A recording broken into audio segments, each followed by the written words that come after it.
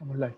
Bueno, pues, buenos días a todos y todas que nos están escuchando y nos están viendo por Facebook Live. Estamos, ¿verdad?, confrontando unos problemitas técnicos, pero logramos conectarnos desde la página, ¿verdad?, de Mari, y luego pues vamos a podernos conectar con Kilómetro Cero. Mi nombre es Luis Calderón. Estamos hoy, ¿verdad?, 10 de abril, en la cuarentena seguimos y el distanciamiento físico. Y, ¿verdad?, hablando sobre el tema que hemos estado hablando todos estos días, del toque de queda con menos penas, ¿verdad? Estamos solicitando un toque de queda más solidario y que no sea tan punitivo como ha sido en los últimos días y semanas.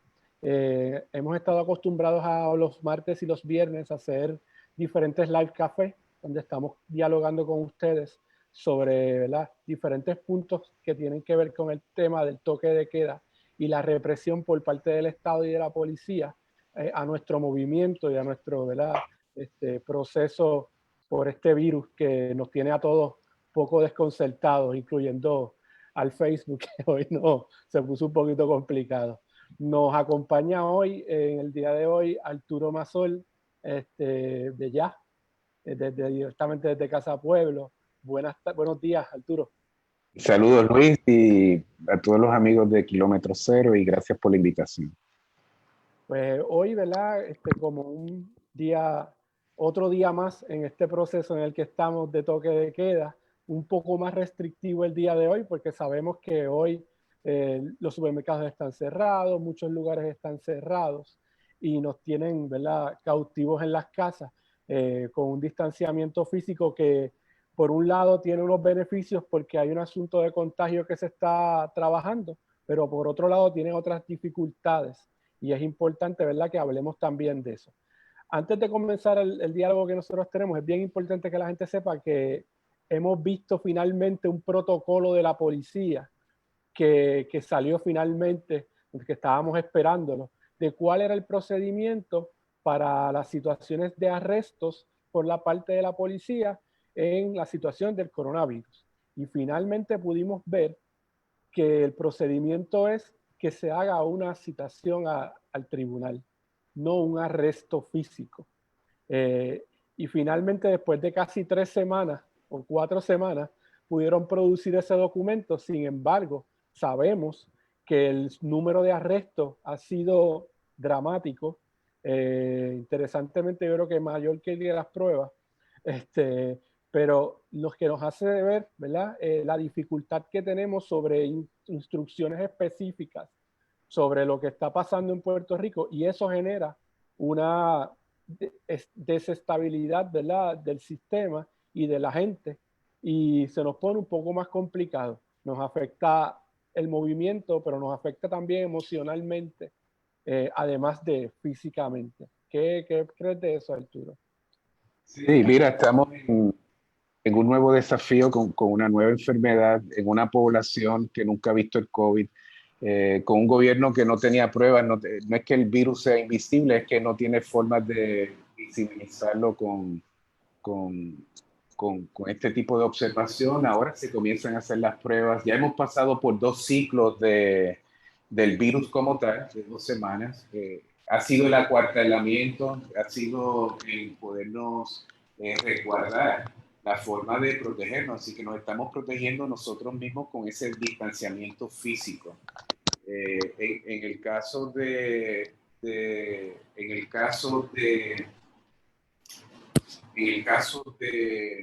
esta etapa, hay que decir que el toque de queda como tal no es la protección o la única protección. La protección es el distanciamiento físico, el usted quedarse en su casa.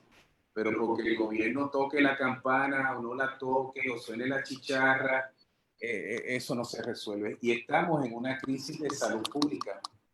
Y como crisis de salud pública, todas las herramientas del Estado tienen que manejarse para atender la emergencia, no para agravarla. Y lo que comentabas entonces, tantas intervenciones y arrestos, es como todo lo contrario, es como dentro de las herramientas que tiene el Estado, pues tengo que hacer más pruebas, necesito apoyo técnico y tengo un agente de salud del recinto de ciencias médicas que da esta información.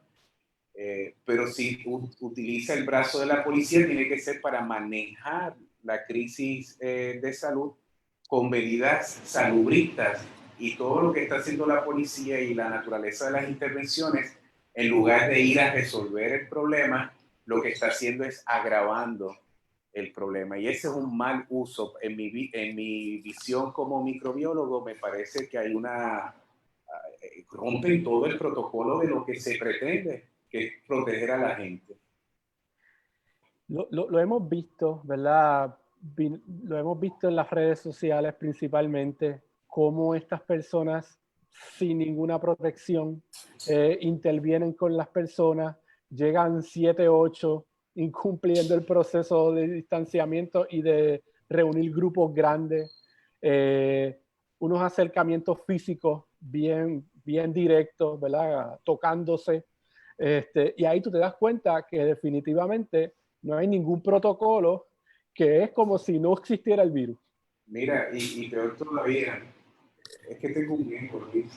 Sí, pero ponte los audífonos. En el caso de la policía, fíjate que no están cumpliendo ni con lo de distanciamiento físico entre ellos mismos. Para hacer unas intervenciones con una persona en una bicicleta, donde un policía sería suficiente para manejar esa situación. O sea, no hay necesidad de que lleguen 8. Esto no es gente criminal, esto es gente que fue al supermercado a buscar su comida, gente que saca a pasear su perrito porque necesita tomar aire y sacar a su mascota. La gente que está saliendo está atemorizada, tiene ansiedad y no necesita, desde el punto de vista de salud, ya hay una amenaza que es el COVID y la incertidumbre. Y usted no puede agregarle otras capas que comprometen nuestra salud. Como es la ansiedad de una intervención policíaca, el pensar de que ir a la farmacia, independientemente del número de su tablilla, si usted tiene que buscar medicina, la va a buscar. Y si usted cobró hoy o recibió unos chavitos, usted no va a esperar al día que sea para ir a buscar su comida, usted va a ir el día que tiene los chavitos para ir a buscar la comida. Y yo creo que el Estado tiene que reconocer, entender el estado de necesidad de una población que no es que lleve un día ni una semana cerrado, ya lleva un mes, y le están diciendo que esto se va a extender. Entonces, en lugar de esa mano dura de apretar, tenemos que atender otros asuntos. Ese asunto de salud mental, de la gente encerrada, de estas familias que están con sus niños en su hogar, que ahora les toca cocinarles, darle las clases, atender su trabajo, buscar la manera de alimentar a toda la familia. Y en adición a eso, si sale un momento a tomar aire los niños, oiga, ¿cómo eso puede ser un delito? Es más, es hasta contrario a una buena política de salud, porque nosotros, primero, hay muchos espacios en el país que cerrados son edificios enfermos. Hay muchos hongos, hay muchas otras cosas que pueden comprometer el sistema respiratorio nuestro, y en la medida en que usted aumenta el tiempo de encerramiento, aumenta el tiempo de exposición a estas condiciones. Usted quiere que su población tenga su sistema inmunológico fuerte. En la casa encerrado, tiene que saber que con el tiempo hay un desgaste. Hay un desgaste de ese sistema inmunológico, a menos que usted busque otra alternativa. Y esa alternativa es que quizás necesitamos unos horarios para que las madres, los padres, las familias salgan con sus niños en distanciamiento físico en algún momento. Necesitamos que el aprovechamiento de estos espacios donde la distancia física se mantenga para prevenir el contagio y quitarnos de la cabeza, porque nos han aterrorizado mucho, Luis, que el hecho de que si yo te toco, camino por aquí o alguien tenía COVID, nos vamos a enfermar. El número de contagio promedio, si yo soy portador, el número de contagio promedio de a quienes más yo contagio, no son 10, ni son 20, ni es el 100% de la gente con quien yo me toco. El estimado es entre 2 a 2.5 personas, que es suficientemente alto. Uno quisiera, para controlar una pandemia como esta, llevarlo a 1. Esa es la intención del distanciamiento físico, que si hay un contagio, ese no contagia a más de una persona, y así usted puede controlar una epidemia, en el caso de Puerto Rico, pero como es global, pues es pandémico. Y ese es el distanciamiento físico, pero no es el toque de queda lo que provoca que tú no te contagies. Lo que provoca que no te contagies es el distanciamiento físico, las técnicas de higiene, pero necesitamos respirar, necesitamos atender el tema de salud mental, el de la alimentación, porque al cabo de esto, en algún momento habrá que salir. En algún momento el toque de queda caerá o habrá que removerlo. Y eso no significa que el riesgo del COVID desapareció porque el gobierno lo diga. El COVID está ahí, ese riesgo está ahí. La pregunta es cómo minimizamos los contagios. Y en el tema de la policía, a mí me preocupa mucho el tema de la intervención, porque en la medida en que pasen por el barrio un policía está expuesto y un policía se está movilizando por muchos sitios y quizás por 90% de los lugares que estuvo patrullando no había ningún riesgo de contagio, pero pudo estar en una intervención donde sí recibió el contagio. Y hay esta noción del policía que se cree que porque tiene un uniforme y tiene una placa y se pone una máscara, está protegido. Y no, el virus está en la escala de nanómetros. Esto es coger un metro y dividirlo 1 billón de veces. Y por esas mascaritas que tienen los policías que se sienten que son infalibles, la máscara previene que el policía se reduce la posibilidad de que el policía contagie que esté interviniendo, pero eso no excluye que con la persona que está interviniendo lo contagie al policía. Entonces, el policía que se está moviendo y de pronto para una doñita que va con una bolsita de compra, que evidentemente fue a comprar su alimento, que está en distanciamiento social, o sea, ¿cuál está sola o está con su familia? ¿Por qué hay que intervenir y provocar un contacto físico cuando la política de salud pública es que estemos separados? Pues déjelo. Mientras no haya un corillo, mientras no esté la gente aglomerada, pues ahí es que debería haber una intervención, pero si está todo el mundo solo, ¿por qué voy a intervenir y parar a regañar a una persona que está paseando a su mascota? Eso es absurdo y es peligroso porque el vector de contagio en esa comunidad donde vive esa persona que está paseando el perrito, posiblemente sea el policía, el que se encargue, el que está con más tiempo de exposición, el que esté movilizando la pandemia por lugares donde no debería estar. Y entonces la política pública de la policía, yo sé que los policías hacen lo que le dicen, pues mire que está más arriba, tiene que decirle cero intervención, a menos que sea un caso extremo. Pero no es gente peligrosa, es la gente nuestra, estos son los hermanos nuestros, el que vive aquí, que está harto, que está ya abrumado también, que está preocupado, que no quiere contagiar a nadie. Porque no creo que nadie de estas personas quiera contagiar a su persona, por favor. Ellos no son criminales. Entonces, hay que tener entonces un acercamiento de las diferentes herramientas del Estado con la mirada salubrista, no la punitiva, porque que arresten a los COVID, que se pongan a arrestar al COVID, al virus, pero a la gente no, la gente es la víctima de esta pandemia. Y ese acercamiento, viendo la cantidad de policías que tienen COVID positivo, Luis,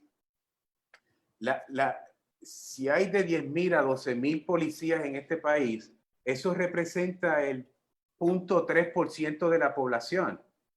Sin embargo, cuando tú miras los casos de COVID positivo, son 18, 19, no sé cuántos casos. De los casos positivos representan el 3%, 10 veces más de lo que la policía representa a nivel poblacional. Entonces aquí hay dos cosas. El policía como vector de contagio en comunidades donde no debería intervenir, simplemente patrullar, monitorear, ¿verdad? Asegurarse que no hay estos conglomerados, pero el policía también, si le están diciendo que se están protegiendo y pues perdóneme, esa tasa de contagios en la policía significa que sus mascaritas y sus molleros con testosterona no los están protegiendo. Y entonces es evidencia de que son focos de contagio y de que deben mantener distancia, como se le está recomendando a toda la población, mantener distancia de entre ellos mismos y con la población. Tú acabas de decir algo que a mí me resuena mucho, y es que, por ejemplo, el asunto de que las personas que intervienen con gente que está contagiada están protegidas como si fuera un astronauta, ¿verdad? Están las capas, las máscaras, etc. Sin embargo, y en los hospitales se están contagiando un montón los médicos. Tú me acabas de decir que la policía que no tiene máscara, que no tiene protector, que no tiene batas, está campando por ahí con sus uniformes, ¿verdad? Y están brincando de sitio en sitio y pueden ser los que están contagiando a muchas comunidades. Sin embargo, tiene que explicarlo a alguien que sabe de ciencia, porque definitivamente alguien que no sabe de ciencia posiblemente no entiende esto, y esto sea un foco inmenso, porque Mira, ellos son los que están en la calle, la pero gente no. y no es solo eso, Luis. Estos policías tienen esposa, tienen sus niños. Ya hemos visto casos de policías con sus recién nacidos. Estos son cosas que uno no quiere ver. No quiere ver a la policía como un ciudadano, como un habitante de esta isla, como otro puertorriqueño o puertorriqueña protegido del COVID. Así que aquí la intención es que el policía se proteja. Igual que hay una exigencia de que el gobierno aumente las pruebas colectivas, también tiene que monitorearlas en personal que está más expuesto, y que están en lugares céntricos claves. Por ejemplo, los correos, los supermercados, estamos hablando de los policías y los cuarteles. Tiene que haber un cernimiento y una vigilancia más agresiva, porque estos son los lugares donde puede ir gente que no se ha expuesto y entonces ser el foco de contagio. Además de que estas personas que están afuera el Estado lo menos que puede hacer es protegerlos. Y la protección que le puede dar al policía es decirle, mire, minimice la intervención a menos que sea necesario. Y el policía debe entender esto porque nuevamente la noción ese de la máscara y estas cosas como que los protegen, no es suficiente. Entonces no hay necesidad de exponerse para regañar a una persona que va con un perro o con una bolsita de compra o que fue a comprar sus medicinas. No hay necesidad de entrar en ese tipo de confrontación. El distanciamiento físico, lo más que pueda el policía tenerlo entre ellos mismos y con la población, mejor. Esa es y entonces ahí sería una intervención salubrista. Si el policía, en lugar de ir al supermercado a quitar tablillas ¿verdad? Que lo que hace, mira lo que sucede si va y le quita la tablilla a alguien. El que estaba trabajando en el supermercado, ahora cuando sale, tiene que ir a buscar a alguien que le dé pon. O el que fue a buscar la comida porque digamos que fue el día que no fuera, pero está en el supermercado, usted sabe que fue a buscar comida. Exacto. Entonces, usted lo que quiere es que vaya al supermercado y regrese a su casa, ya. Usted le quita la tablilla, lo que hace es complicarle la existencia a esa persona, ahora tiene que buscar a otra persona y entonces todo el concepto salubrista de distanciamiento físico, usted lo complicó en lugar de resolverlo. Entonces, si el policía va para asegurarse que ayudar en zonas céntricas como los supermercados, a que la gente mantenga 6 pies de distancia, pues uno diría, bueno, pues eso es una intervención salubrista, pero si es a penalizarlo, no. Entonces ahí es donde hay que conceptualizar cómo la intervención de las diferentes herramientas del Estado se utilizan en un momento donde el país entero está consciente de que hay una amenaza, de que hay que mantenerse en el hogar, de que hay que mantener distancia física, pero de que tenemos que mantener nuestra salud mental, de que tenemos niños, de que vivimos en una comunidad. Yo tengo un asunto con alguien que va a cuidar a mis papás, que va y les lleva comida. No es porque estén graves, no, es que cocina y le lleva la comidita porque hay personas en el campo que se encargan de preparar alimentos preparados y se lo llevan a muchas personas. Pero mira lo que pasa con Rebeca. Rebeca se siente que es clandestina, que está violando la ley porque tiene que llevarle comida a mis papás. Entonces uno dice, pero ¿por qué uno tiene que sentir, ya con todo lo aterrorizado que estamos con el virus, por qué hay que añadirle una capa adicional de terror para algo que obviamente es importante para que la comunidad pueda sobrevivir? Y si algo ha probado aquí el país en momentos difíciles, tras el huracán, tras el terremoto, es que el gobierno proyecta una cosa, pero no lo puede hacer, no puede cumplir en proteger a la gente y a los más vulnerables. Y darle un chequecito de 500 pesos, eso no resuelve el problema a nadie. Entonces, eso quiere decir que es esa respuesta social y ese tejido social el que es importante. Entonces, criminalizar, porque uno dice distanciamiento social. No, no, no. Lo que queremos es distanciamiento físico para protegernos y reducir la tasa de contagios. Eso es lo que queremos. Pero obviamente nosotros queremos que este esté velando por nuestros viejitos y que el otro esté preocupado para que no tenga que ir al supermercado. Eso es salubrista. El hecho de que esta persona está cocinando para esta otra persona es para que estas personas no tengan que ir al supermercado y reducir el riesgo de exposición a otros. Sí, en otros países, por ejemplo, se les entrega en las casas a las personas, ¿verdad? Ya más envejecidas que no pueden cocinar, la compra en la casa y eso evita el contagio. ¿Y quién hace eso? ¿Los policías? ¿Lo hace el No, no, gobierno? lo hace el gobierno. No, no, pues, no, no. En Puerto Rico lo hace la gente.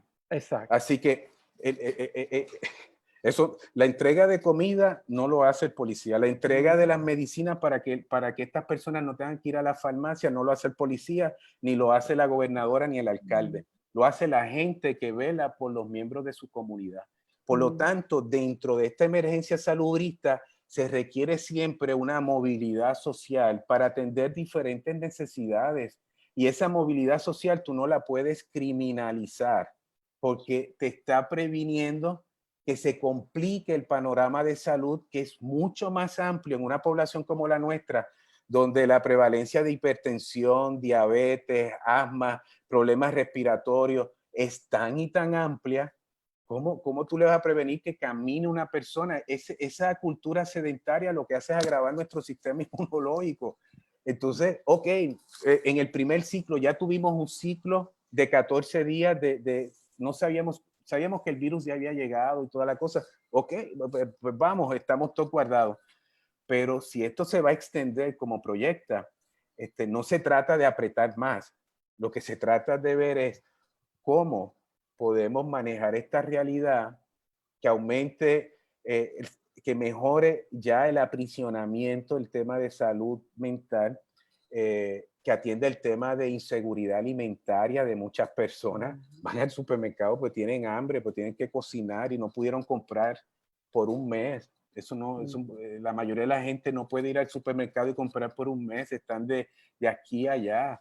Entonces, nosotros necesitamos humanizar en lugar de criminalizar el rol del gobierno que tiene que manejar una difícil situación con mucho nivel de incertidumbre de algo que nos preocupa a todos y que es cierto que hay que atenderlo con mucha seriedad. Pero que por arreglar una cosa no destruyamos y compliquemos el panorama, porque cuando lo que podríamos estar incubando en este periodo de toque de queda es una bomba de tiempo. Y quizás ahora no, porque estamos encerrados, pero cuando no esté ese asunto, ahí es que a mí me da mucha preocupación, por ejemplo, la gente de la montaña, donde las estadísticas en las zonas urbanas de contagios versus en la zona montañosa no comparan. Y de momento, cuando acá en San Juan diga, mira, se desaceleró la curva, ya podemos salir porque ya la tasa de contagio es poca. En Adjuntas, por ejemplo, o en Culebra o en Vieques, donde no hay casos registrados todavía, pues usted no tiene ninguna desaceleración de la curva de contagios porque no hay contagios todavía.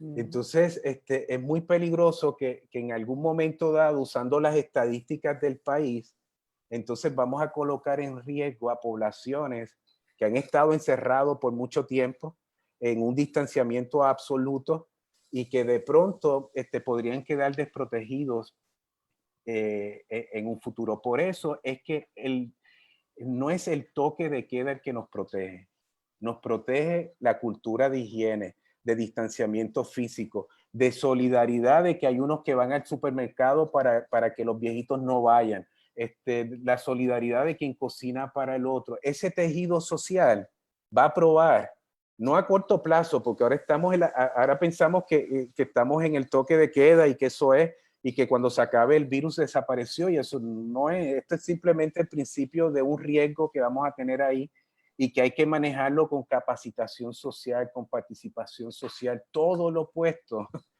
a lo que vemos en este momento y en este momento donde donde fíjate que estamos acuartelados, este es el momento para educar y pensar qué vamos a hacer después, porque ahora estamos en un escenario relativamente protegidos y estamos a tiempo para construir esto. Pero si yo te digo a ti que tú eres un criminal porque sales afuera o te vas a enfermar porque caminaste por una calle vacía, tú generas un temor y generas una falsa noción de lo que debe ser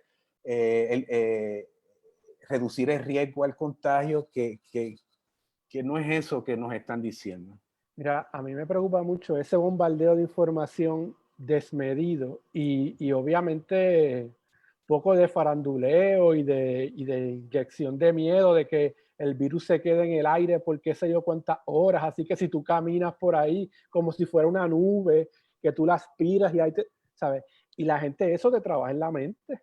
Pero mira, esas percepciones son válidas en un momento donde hay una nueva información y hay temor a todo lo que se mueve y por eso yo he insistido en algunos de mis escritos que hay que identificar bien las rutas de contagio. Esas del aire ya hay bastante evidencia científica de que eso no es así, automático, ni que si yo te toco, te pegué el virus, la piel nos protege.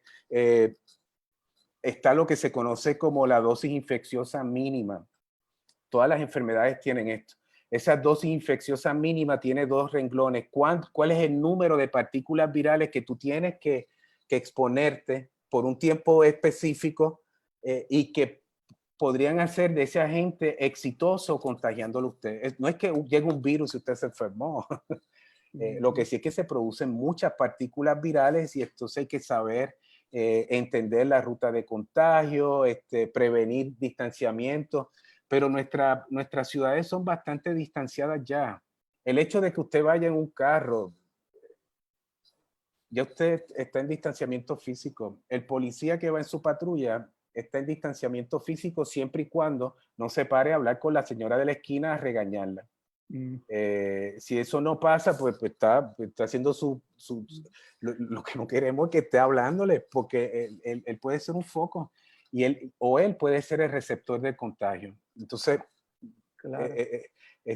creo que ha habido como una sensación de que hay unos más protegidos que otros. Ayer mismo, por ejemplo, yo salí ayer y me fijé de que en muchos lugares, interesantemente me dio mucha gracia que muchos lugares que venden este tipo de productos de alimentos como donas y helados, estaban atestados los servicarros. Y yo decía, wow, la gente se quiere dar, ¿verdad?, un gusto dulce, que está chévere. Y no hay ningún problema. Es verdad que había que hacer para una dona o un helado, habían 15 o 20 carros, sí, pero ahí no está pasando ningún contacto, ¿sabes? No pasa nada. Y el proceso económico fluye. Que la gente se mueva de un sitio. Yo tuve que ir ayer a un espacio donde yo tengo mi negocio. Yo fui, corté la grama, regresé. Yo no vi a nadie. Esta dinámica de que no puedes salir de tu casa, que tienes que estar encerrado, no es real. No, y en algún momento el toque de queda irá al piso y quizás esas son las mejores formas de mantener el distanciamiento físico mientras ese riesgo se mantenga latente en la población. Y ese es el ajuste que debemos hacer ahora. Es como pensar, oiga, el toque de queda no puede durar 100 años, o sea, no hay cuerpo que lo resista, ni hay país ni sociedad que lo pueda resistir. Entonces, es como protegemos a los más vulnerables, porque esa protección, nuevamente, podemos irnos con la falsa ilusión de que el día que la gobernadora diga no hay toque de queda, bueno, estamos seguros y desprotegemos a nuestra población de adultos de edad avanzada. Y no, es que los sistemas de protección hay que montarlos ahora a nivel social para que se puedan sostener después y reducir la tasa de contagios. Y eso tiene que ser paulatinamente, pero paulatinamente no puede ser paulatinamente apretando más, tiene que ser paulatinamente viendo cómo usted puede ir incorporando, integrando. Si hubiesen pruebas, usted puede estar monitoreando lo que está pasando en la población y quizás hay que apretar en algún momento, quizás hay que soltar, pero ahora mismo el gobierno ni sabe. Entonces, es como navegar un carro por una tormenta y usted no sabe cuándo detenerse, cuándo acelerar, cuándo usted tiene que acelerar el paso para mover cosas o cuándo tiene que cogerlo suave. Y es como que quiere ir al mismo tempo. Pero es por la ausencia de pruebas, por la ausencia, por estas medidas de austeridad, de que si abren, mira lo que hay que combatir aquí. Aquí lo que hay que combatir son los centros de aglomeramiento de personas y buscar las maneras de acelerar el servicio, reduciendo el tiempo de exposición, el tiempo que está una persona en el supermercado o en la fila de un supermercado. Bueno, pues hay que tener más gente atendiendo o entregar a la mano. Pero mira, este es el momento del gobierno decirnos qué va a hacer con los sesgos de la vida. Estos sitios donde el gobierno apiña a la gente y los obliga a ir, porque si no, entonces son criminales porque no tienen el malvete, porque no tienen la licencia. Bueno, en el futuro tendrán que decir, en lugar de votar a la gente, que contraten más gente para que el servicio sea más expedito, sea más rápido, menos tiempo, que estos sitios sean de contagio. Las escuelas no las han cerrado. ¿Y sabe qué ha pasado con el cierre de las escuelas, esas medidas de austeridad? En algún momento los niños tendrán que volver a la escuela. Yo no estoy diciendo que vuelvan mañana, ¿verdad? Porque ese no es, estamos en el medio de la pandemia y otra vez, para los que no han escuchado antes o están escuchando tarde, sí, el distanciamiento físico es importante para reducir el contagio ahora. Pero en el momento en que el Puerto Rico se tenga que preparar para reintegrarse a cierta normalidad en la crisis, pues hemos comprometido nuestras escuelas. Si tú cerraste las escuelas de los campos en adjuntas, ahora los niños tienen que ir a la misma escuela en el pueblo. Entonces, si hay un niño en el pueblo que está enfermo, el potencial de contagio de la región completa es más intenso porque está todo concentrado en un solo punto. Antes, los niños de Yahueca iban a la escuela Yahueca y el otro estaba en Vaca Saltillo, y entonces tú mantenías el aislamiento geográfico, mantenías un número de estudiantes más bajo por salón. Entonces, fíjate que eso que era bueno para la educación y que teníamos eso, la austeridad, nos ha pasado una factura, nos han cerrado escuelas, menos maestros, más apiñamientos, todo lo contrario de lo que necesitamos para manejar agentes infecciosos como este, que se van a mantener. Y otra vez, el que sintonizó tarde, el riesgo del virus va a estar ahí, latente, va a estar, no se va a ir, porque hay toque de queda, porque hicieron pruebas y dijeron que había muchos casos o que ahora no lo hay. El riesgo lo que va a hacer es aumentar o reducirse, el riesgo de contagio. Y entonces cuando podamos movilizarnos más en la sociedad, necesitamos pues mantener los riesgos bajos, más escuelas, mejores servicios, que le paguen mejor a la gente que está trabajando en el supermercado, que tiene un mayor riesgo, y se le haga justicia, que en lugar de un cajero o dos, que tengan más para que la fila pase más rápido. Entonces va a requerir como un repensamiento y una reingeniería. Y nuevamente, no podemos criminalizar a la gente. Ya nuestro pueblo está abrumado de terror. Hay suficientes razones. Hay mucha incertidumbre también. Entonces hay mucha información y dicen una cosa hoy, mañana otra, y uno no sabe a quién creerle. Yo puedo entender ese sentido de miedo que es natural, es real. Pero no podemos agregarle, y mucho menos el Estado, que es el que debe impulsar prácticas salubristas. Definitivamente, las cosas, cómo las vamos cambiando, ¿verdad? Es importante. Y como tú dices, el asunto de las escuelas, pues es algo concreto que estamos proponiendo. El asunto de los sesgos, pues algo concreto.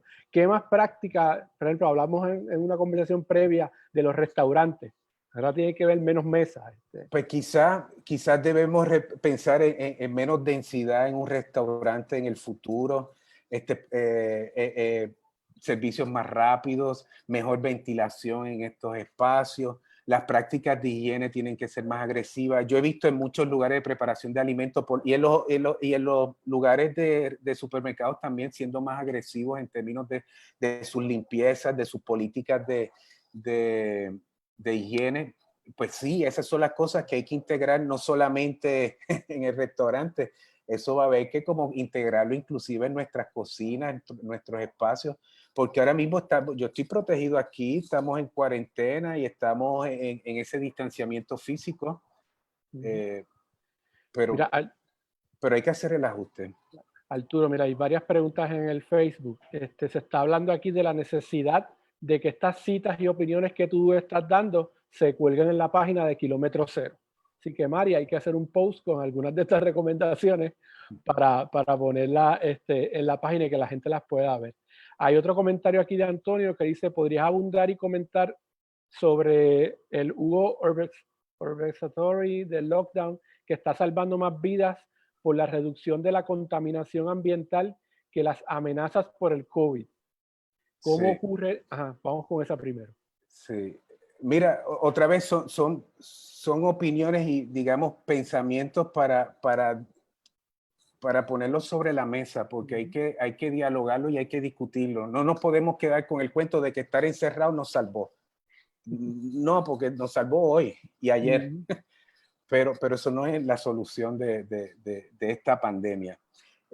Con respecto a lo del clima, es evidente que el inmovilizar transporte, producción, que son las causas principales de deterioro ambiental, ya los síntomas en el planeta se ven.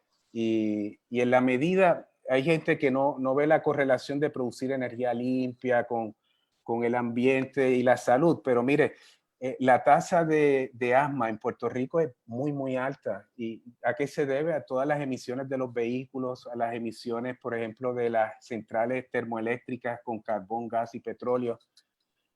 Bueno, en la medida en que usted está respirando aire sucio, su sistema inmunológico, usted es más vulnerable a condiciones respiratorias. En la medida en que usted tiene mejor calidad de aire, porque usted produce energía limpia y las emisiones las reduce, usted va a tener una población menos vulnerable a condiciones respiratorias como precisamente el COVID. Así que esto debe ser una gran lección de que para protegernos de cara al futuro tenemos que modificar asuntos culturales, asuntos de ingeniería, pero también hay que hacer cambios permanentes, como la forma en que generamos energía, como la forma en que nos acercamos a la generación de desperdicios, la huella nuestra, hay que reducirla, porque si no nos va a costar vidas, literalmente. Nos ha costado vidas antes por otras cosas que no son COVID, y ahora con COVID agrava el problema. Así que en la medida en que tengamos mejor ambiente, se traduce a mejor salud, mejor capacidad de nuestros cuerpos de enfrentar agentes infecciosos. Al principio de la pandemia, recuerdo escuchar un reportaje en China sobre la preocupación que ellos tenían de que en esa área, que había muchas industrias y que el tema de la contaminación por aire era bien fuerte. Ellos decían que eran más propensos a tener problemas pulmonares porque era un área bien contaminada versus otros lugares que la contaminación por aire no era tan grande.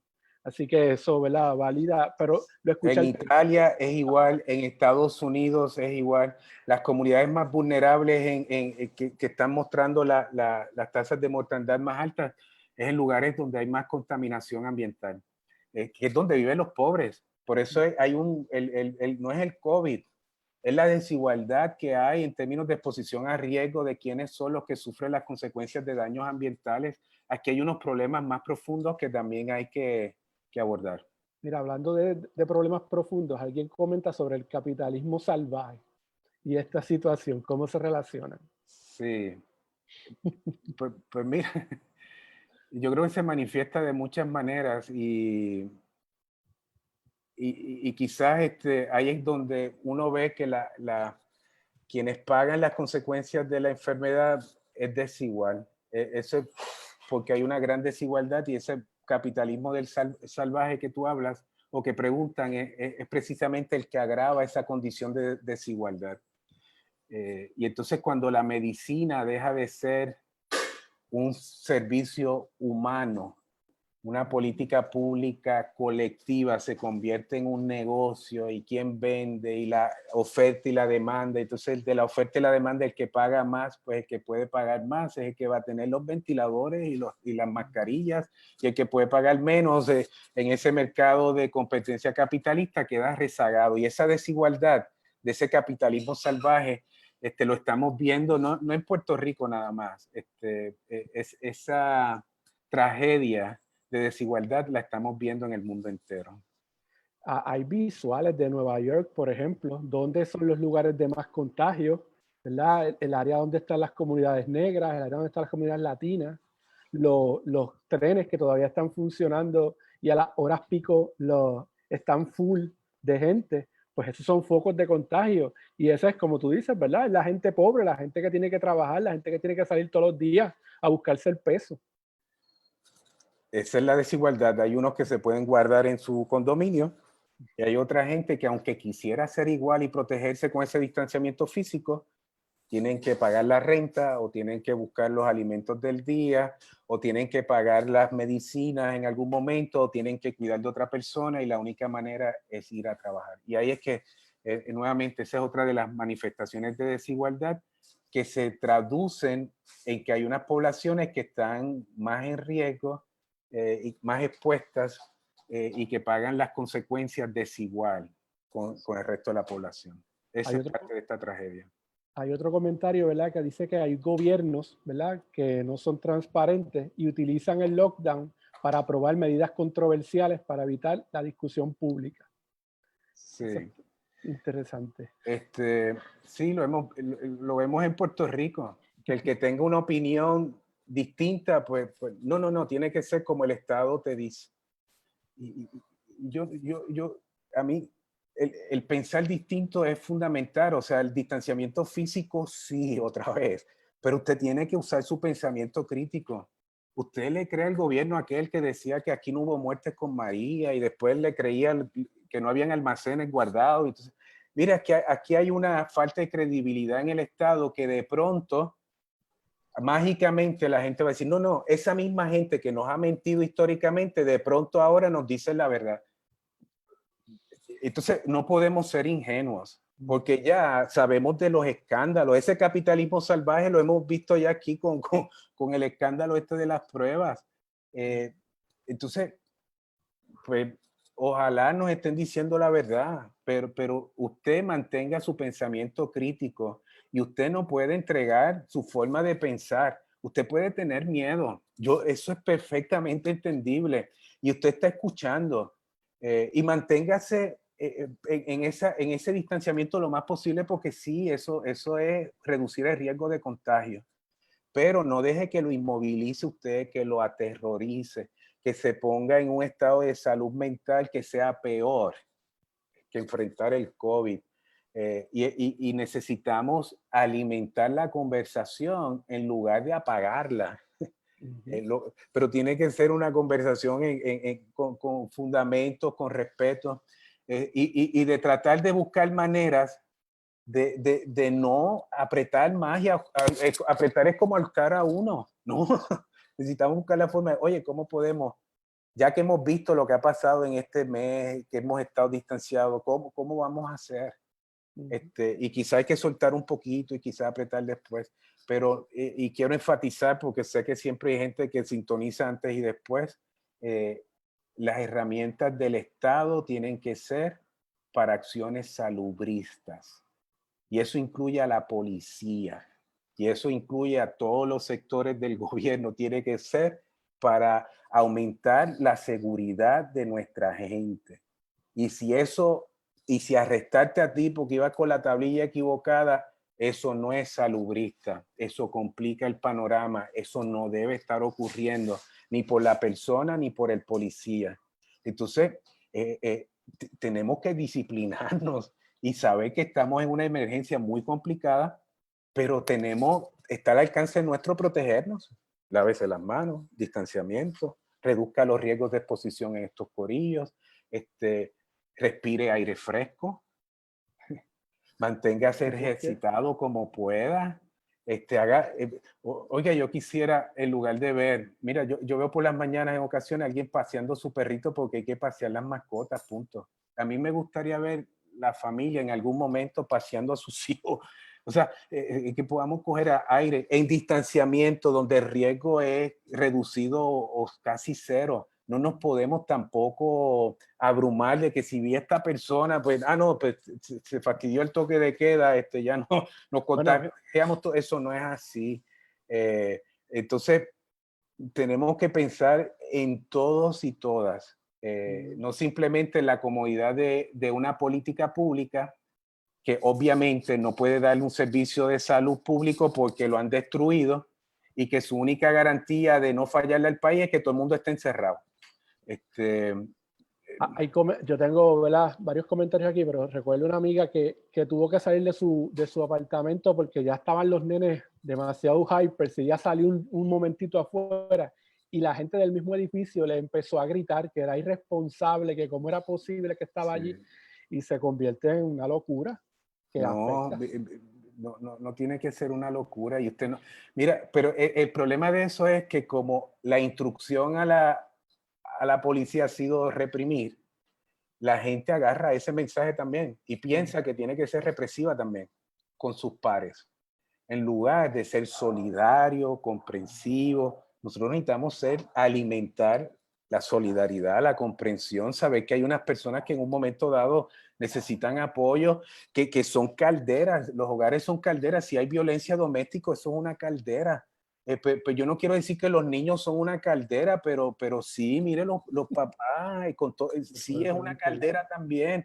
Y entonces usted necesita por lo menos darle un espacio que usted le diga, mire, de 8 a 9, que salga un momento, coja fresco, cuando no hay nadie en la calle, no sé, yo creo que podemos ser creativos y pensar en maneras de que en el condominio se regulen y digan, mira, el piso 1, el piso 2, salgan que, no sé, el asunto es que hay que hablarlo, que debemos ir pensando de cómo hacer esto, de mantenernos en casa lo más posible, pero, oiga, también tenemos que respirar. Esas son propuestas comunitarias que me hacen mucho sentido, ¿verdad? Cómo la organización comunitaria, cómo los lugares podemos, ¿verdad?, ser proactivos y decidir, ¿verdad?, por nosotros mismos y por nosotros mismos lo que nos puede salvar y sacar espacio. Yo creo que eso está chévere. Hay algunos comentarios aquí que los voy un poco a mezclar. Están hablando sobre el tema del empleo, ¿verdad? Como si pudiéramos poner un solo sueldo, ¿verdad?, para que todas las personas, y entonces no hubiese gente que se estuviera aprovechando de otros. También están hablando de que Pero es el ¿cómo? mejor. No entendí eso, Luis. Hablando de un salario básico universal. Esa propuesta la vi por Son algo que comentarios garantice los servicios, pero no tiene, puede ser que todo el mundo tenga acceso al alimento. O sea, lo podemos mirar de muchas maneras, pero sí, eso serían medidas que reducen desigualdad. Alguien aquí también habló de incentivar la agricultura y apoyar el desarrollo local, que es un buen momento para hacerlo, y los empresarios locales. Ay, mira, por favor, dame un minuto, porque esa es una de las propuestas que tenemos también en su momento. Las soluciones hay que buscarlas en el entorno más local posible, porque reduce entonces la exposición externa. Y fíjate que estos grandes centros comerciales que hay en el país, esos son los sitios de aglomeración y contagio, hoy que están cerrados y mañana si los abren también. Entonces quizás lo que debemos pensar es retomar los cascos urbanos, que son espacios abiertos, pequeños negocios que son nuestros, que son de actividad local, que genera riqueza que se reinvierte en la misma comunidad. Quizás debemos repensarnos para el futuro aquí, dónde nos vamos a quedar, y en la medida en que estemos geográficamente con nuestras necesidades siendo atendidas dentro del contexto comunitario, porque son autosuficientes energéticamente, porque producen su propio alimento y están las cosechas de batatas y yautía y llegan al mercado. En la medida en que tengamos una configuración de esa manera, pues obviamente vamos a reducir los riesgos que la globalización le han impuesto a este planeta. Eso es bien interesante porque en un pueblo, por ejemplo, que tengamos un CDT, un supermercado, 4 colmados, la aglomeración de gente no puede ser grande. Así que el contagio es mínimo. Pero si todo el mundo quiere ir a Costco, por ejemplo, o a estos super edificios gigantescos, pues se complica. Que tampoco nos ayudan en la economía local. Entonces yo creo que aquí hay un issue económico también que va a haber que abordarlo. Y a quién vamos a salvar. Veo estos del Congreso no son para para nosotros, es para lo de los aviones, para el del crucero, los bancos. Nosotros tenemos que buscar respuestas para salvarnos a nosotros mismos. Y quizás desde la escala local, comunitaria, municipal, podamos ir construyendo de abajo hacia arriba como una respuesta de nosotros protegernos a nosotros mismos, potenciar los empleos nuestros, y una actividad que cada vez sea más propia.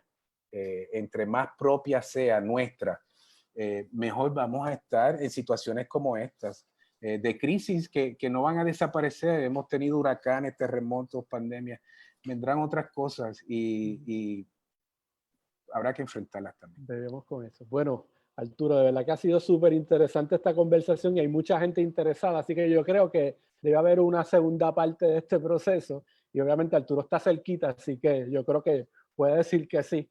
Queremos invitar, ¿verdad?, a las personas a que sepan que los martes y los viernes estamos haciendo esto Facebook Live Café. El martes que viene tendremos otro a las 10:30 de la mañana. Recuerden que en Kilómetro Cero estamos interesados en sus historias. O sea, si usted tiene alguna historia que tiene que ver con el toque de queda, algún arresto, alguna intervención, por favor, comuníquese con nosotros a la página de Facebook o a la página de internet que es kilometrocero.org y ahí, ¿verdad?, puede darle información que puede ser confidencial si usted no quiere ser identificado, pero es para beneficios, ¿verdad?, de manejar el tema y de mejorar, ¿verdad?, nuestra policía, que yo creo que más que ser punitiva debe ser más solidaria. Así que agradecemos a todas las personas que se han conectado y sus comentarios. Que pasen buenas tardes y nos vemos el martes. Gracias. Ustedes.